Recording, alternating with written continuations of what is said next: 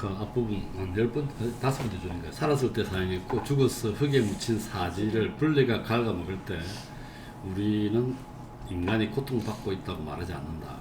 그래서 그게 밑에 루크레티우스가 말해보면은 그것은 우리와 아무 관계가 없다. 우리는 영육이 결합되어 이루어진 단일체이기 때문에 인간은 영혼과 육체가 합쳐져야만이 비로소 완성된다는 얘기를 하고 있는 것 같아요. 그 다음에 그 밑에 보면은 선하고 유덕한 행위들이 인간에게서 나오도록 이끈 것이 바로 신들인데 신들이 그들 재판의 기준을 어디에 두고 인간의 선행과 덕행을 인정하여 보상해 줄 것인가 쭉 나오면서 왜 신들이 악행에 대해 화를 내며 인간에게 보복한단 말인가. 신이 인간을 만들어 놓고. 근데 이게 뭐냐면 아우구스티누스가 그 젊었을 때 상당히 많은 방황을 했죠. 그래가지고 조로아스트교를 신봉하게 되고 그것도 아니다 해가지고 다시 또 돌아왔는데 그 사람은 우리나라로 따지면 개신교 쪽에서는 상당히 높게 평가하는 사람 같아요. 우리가 그 저기 캐톨릭 쪽에서는 그 토마스 아퀴나스를 높게 평가하는 것 같고, 그래서 이 사람의 그 응원 중에 하나가 뭐냐면 하나님 인간을 만들었다는데 왜 악을 만들었을까? 악행을 만들었을까? 이게 이제 고민이 돼가지고 조로아스트교는 그 선과 악이 대립하는 거란 말이죠. 그래서 두 개가 대립해가지고 있다고. 그래서 거기에 심취해가지고 젊었을 때 거기 갔다가 아 이거 아니네 하고 왔는데 이 사람이 마지막에 이제 그 하나님 앞에 오면서 이 문제를 해결한 게 어떤 식으로 해결했냐면은 원래 악은 없는 거라는 거지. 우리가 어둠하고 빛을 했을 때 어둠이 있다고 안 하죠. 빛이 있다고 그러지. 빛이 없는 게 어둠이라는 거죠. 그러니까 선이 없는 게 악이라는 거죠. 그렇게 이제 이 사람은 했는데 어쨌든 이게 보면은 그 신들이 악행에 대해 화를 내면 인간의 보복한단 말이에요. 신이 인간을 만들었다면 왜 악을 왜 만들었을까 이런 얘기겠죠.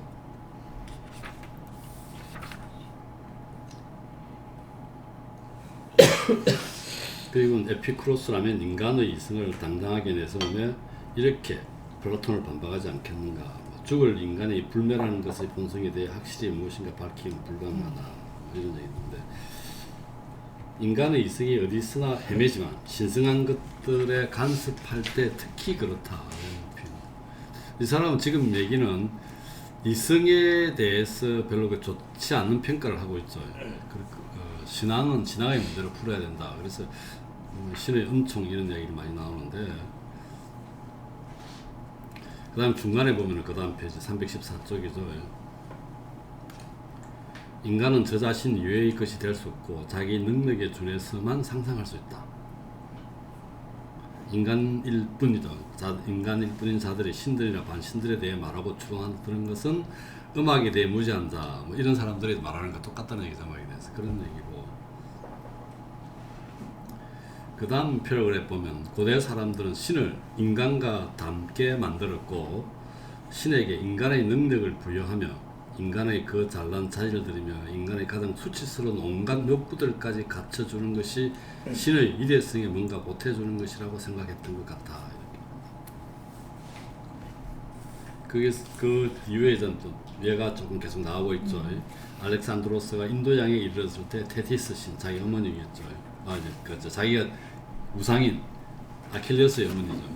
테티스 신을 위해 커다란 금 항아리 여러 개를 바다에 던져놓았다는 얘기. 그러면서 이제 신들을 제물을 바치고 추앙하는 그런 얘기들이 나오죠.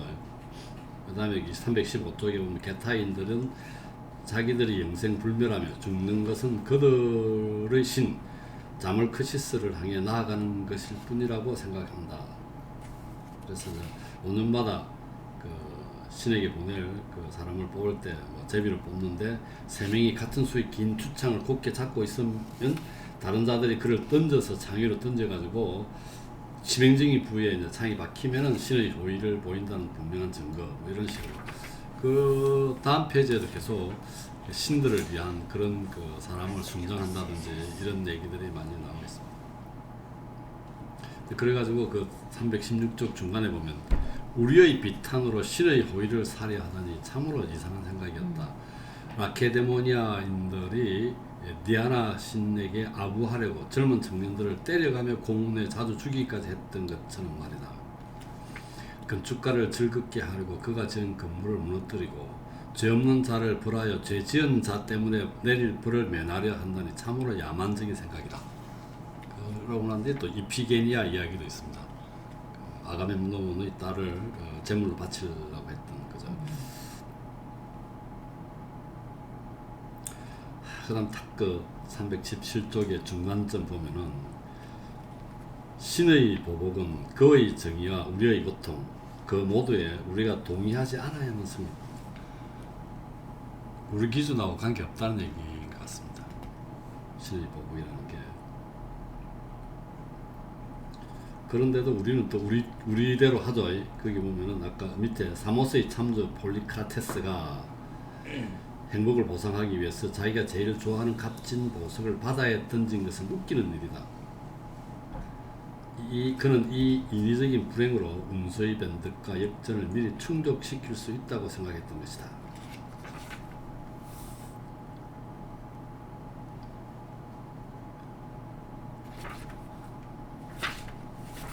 그리고 이제 이게 어리석음을 비웃으며 보석이 물고기 배 속에 들어가 다시 그의 손에 돌아가게 했다. 이런 얘기 나오고. 그 다음 페이지 보면 넷째 줄인가요? 죄는 가슴이나 눈, 생식기, 살집, 어깨, 목구멍이 아니라 의지에서 비롯된 것이거든. 우리가 죄를 지었다고 사죄한다고 옛날 중세에 그런 거 많았죠. 고통스럽게 하면 재직을 친다든지 그런 게 있었는데 그건 아니죠. 혼탁하고 정신 나간 그들 영혼의 관계가 어찌나 깊은지 인간의 그 어떤 잔혹행위도 능가하는 소행으로 신들을 진정시킬 수 있다고 생각한다.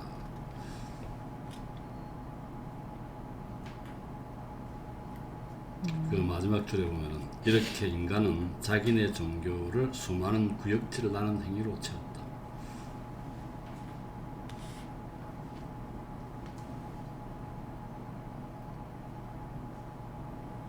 그 다음 페이지는 또 보면은 중간에 보면은 하나님의 약함은 인간의 강함보다 강하고 하나님의 어리석음은 인간의 지혜보다 지혜롭다. 이건 당연한 얘기인 것 같고. 그런데도 우리는 신에게 한계를 정해주고 신의 권능을 우리의 이성, 농상과 공상이라고 부른다고 그렇고 어로 보이한다. 우리는 신을 우리 자신과 우리의 인식을 만든 그분을 우리 오성이 파악한 헛되고 취약한 사실들을 종속시키려 한다.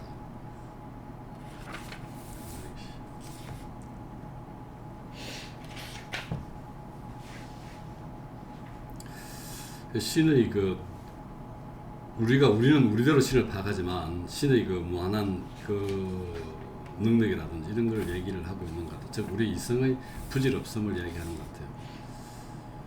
다음 페이지도 보면 202쪽에 5번째 줄인가요? 당신이 구상한 모든 행태와 당신의 사상 전부를 이 작품에 담아 놓았다고 생각하는가?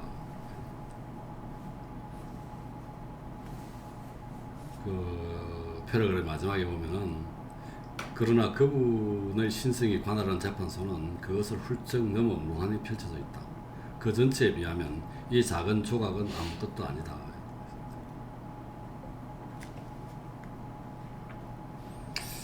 그런데 작품이라고 얘기했는데 그 우리 성경 그 창세기에 보면 7일 동안 하나님이 세상을 빛도 만들고 다 만들어서 이제 7일째 다 만들고 나서 만들어 놓고 보니 좋았다 이렇게 말하고 성경에 그렇게 돼 있어요. 그러니까 흡족해 만들고 좋으셨던 거지 이렇게. 그러니까 이 세상은 전부를 만든 건 아니고 그러니까 이게 이제 우리 나중에 나오겠지만 하나님의 능력에 비하면 전체에 비하면 또 이것도 부분이라는 얘기를 하고 있는 것 같아요.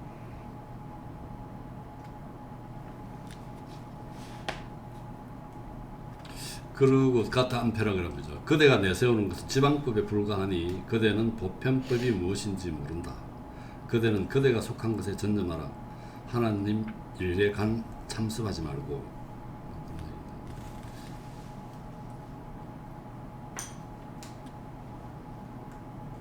그리고 그 다음 페이지 321쪽에 보면 중간에 보면은 중간 한 유의죠. 다른 어떤 일에서도 그대의 이성은 세상이 하나가 아니라 여럿임을 그대에게 납득시킬 때 이상으로 참되고 견실할 수 없다. 거기 보면 땅, 태양, 달, 바다 그리고 존재하는 모든 것이 유일하기는커녕 무한수로 존재한다.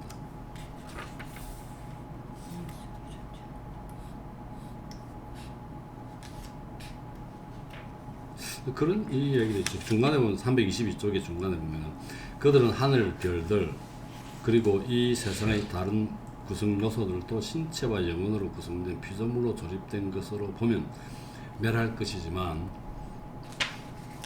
조물주의 결정에 의해 불멸한다는 고대의 견해도 부인하지 못한다.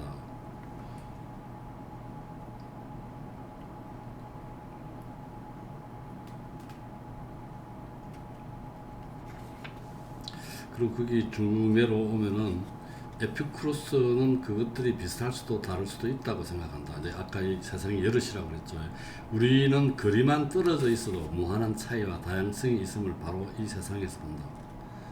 우리 선조들이 발견한 신세계에서는 밀도 포도나무도 볼 수 없고, 아마 이거 아메리카 이야기하는 것 같은데, 우리 고장에 있는 동물도 전혀 없다.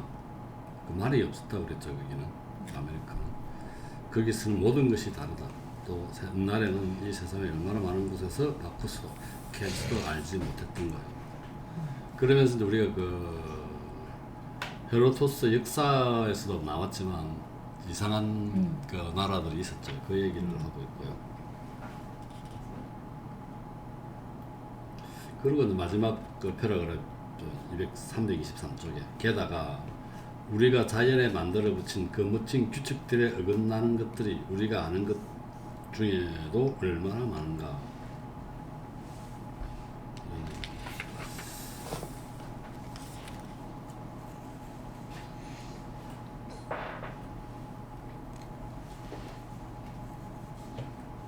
그 다음 페이지 보면 두 번째 줄인가요? 우리에게 자연스러운 일이란 우리의 지력에 따라갈 수 있고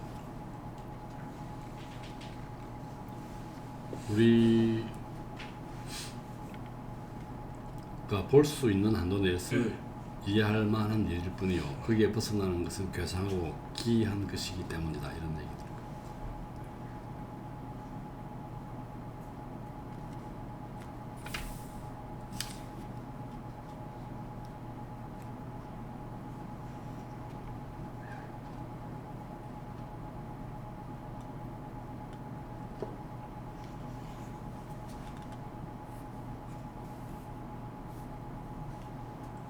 이 지금 그 에세이가 돼서 그런지 논리적으로 쫙 이렇게 설명이 딱 되는 게 약간 왔다 갔다 하고 이렇게 있는 것 같아요. 아는 건 참 많은 것 같아요. 그리고 레퍼런스도 많이 했던 것 같고. 거기 보면은 325쪽에 보면은 나는 밑에 한 6번째 줄인가요? 나는 늘 그리스도 교인이 하나님은 죽을 수 없다. 하나님은 시근할 수 없다. 하나님은 이런 일 저런 일을 할 수 없다는 따위의 말을 하는 것을 지극히 갱소라고 불경한 일이라고 여겼다. 나는 거룩한 권능을 그런 식으로 우리 말의 법칙 아래 가두는 것을 좋게 보지 않는다. 다음 페이지 보면은 다른 모든 것이 그렇듯이 우리 어법에도 약점과 결함이 있다.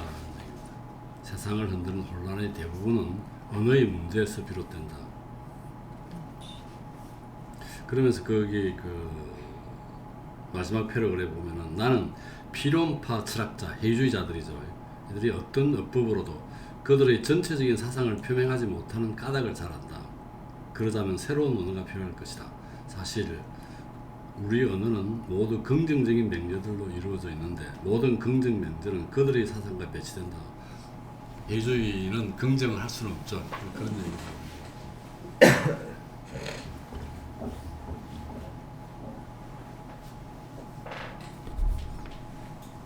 그 다음에 이제 이 해주의 사상을 가장 대표적으로 얘기하고 있는 게 그 다음 페이지 327쪽 한 8번째 줄인가요? 이 사상은 내가 뭘 아는가? 세 줄 합니까? 이걸 불어로 얘기하는 나는 질문으로 더 잘 표현할 수 있다. 나는 이 질문을 저울 그림과 함께 세계에 지니고 다닌다. 이게 상당히 그 몽테뉴한테는 중요한 그건가 봐요. 그래서 내가 뭘 아는가. 그다음 저울 그림. 저울 그림도 아마 뭐 그런 그 균형을 잡으려 했던 그런 의미가 있던 상당히 그 중요한 의미를 가지고 있던 거 아닌가 생각이 드네요. 그다음 또 재미있는 표현들은 밑에서 8번째 줄인가요? 10번째 줄인가? 그는 아무튼 신이 모든 것을 할 수 없다는 것을 아는 것은 인간에게 적절한 유한이다. 왜냐하면 죽고 싶으면 자살하는 것이 우리 조건 안에서 우리가 가진 가장 큰 혜택인데 인간은 죽을 수 있는 권리가 인간 개인한테는 있다고 보는 것 같아요. 함부로 또 자살을 할 수 없다라고 얘기하는 사람도 있고 자살을 나쁘게 표현하는 거죠. 자살은 고유의 권리라고 얘기하는 있는데 여기서 보면 죽을 수 없다, 자살할 수 없는 것이 신의 그거죠. 모든 걸 할 수 없는 신의 그걸로 답했습니다. 신은 죽고 싶어도 자살할 수 없고 필멸의 존재를 불멸하게 할 수 없고 이런 얘기입니다.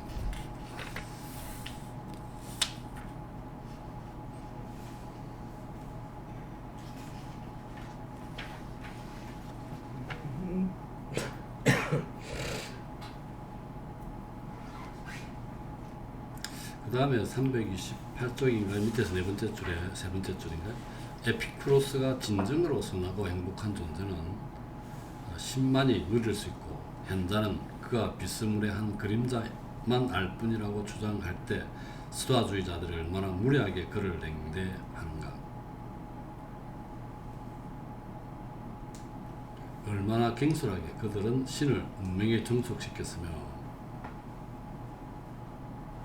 또 탈레스며 플라토님의 피타고라스까지 신을 필연의 법칙에 애속시켰던가. 우리 눈으로 신을 보겠다는 이 오만이 우리 종교의 어떤 위대한 인물로 하여금 신성의 신체 행상을 부여하게 했다. 소가 신을 생각했다면 소 모습 모양으로 그렸을 텐데 인간이 신을 생각하면 인간의 모습으로 신을 그런 얘기인 것 같고요. 그 다음에 그 중간에 보면은 신들은 큰 사건내나 전율하고 사소한 사건들을 무시한다고 하지만 이건 또 그 부분은 이게 뒤에 보면 또 다르죠. 그 밑에서 5번째 줄인가요? 만물을 다스리는 그분 손은 모든 것을 동일한 방식, 동일한 힘, 동일한 질서로 다룬다. 우리의 관심이 거기에 보태는 바도 없고 우리의 행동이나 평가가 그것에 미치지도 않는다. 위대한 일꾼인 하나님은 작은 일에서도 위대한 일꾼이다. 그리고 우리의 오만은 늘 하나님과 인간을 동일시하는 그런 신선모독을 부추긴다.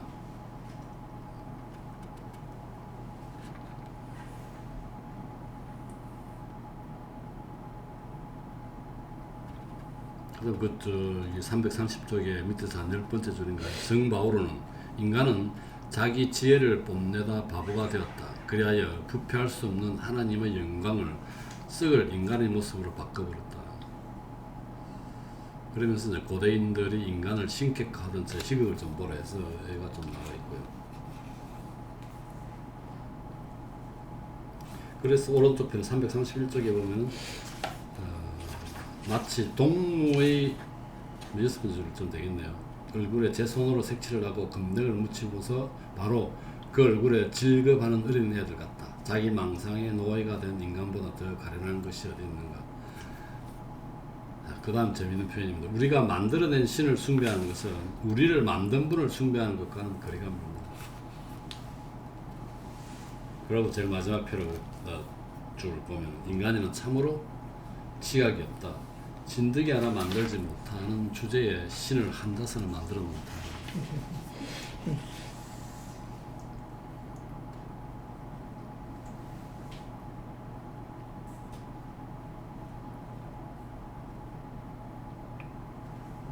크게 보면 그 중간에 332쪽에 한 10번째 줄인가요? 중간 신이 존재한다면 그는 생명을 가진 존재이다. 그가 생명을 가진 존재라면 감각을 가졌다. 감각을 가졌다면 부패할 수밖에 없다. 만일 그에게 육체가 없다면 영혼도 없을 것이요. 따라서 행동도 없다. 육체를 가졌다면 그럼 멸할 것이다. 이 말하면 이긴 것 아닌가? 이거 인간의 본신의 모습 아닌가? 그렇죠.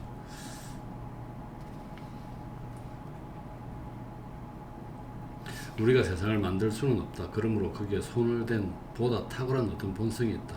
우리 자신을 우주에서 가장 완벽한 존재로 여기는 것은 어리석은 자만이다. 그러므로 더 나은 무언가가 있다. 더 나은 무엇? 그것이 신이다.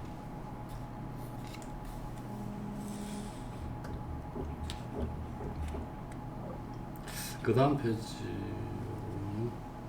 뭐 여러 가지 주장들이 좀 나와 있습니다. 제일 마지막 줄에 보면은 패러그래프 333쪽에 결국 인간을 통해 인간과의 관계에 따라 신의 개념이 만들어지거나 파괴되며 신성의 조건들이 조정되는 것이다. 대단한 후원자여 대단한 모델이로다. 인간의 자질들을 마음껏 누리고 높이고 키워보자. 부풀려라 가련한 인간아. 좀 더 이렇게 돼 있죠.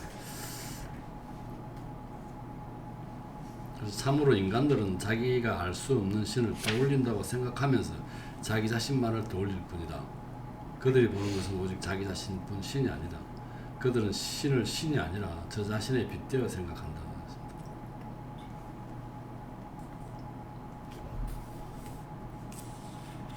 자연적인 사물에서도 결과는 원인을 반쯤밖에 드러내주지 않는다. 하물며 이 원인이 어떨 것 같은가? 신이다. 이 원인은 자연의 질서를 초월한다.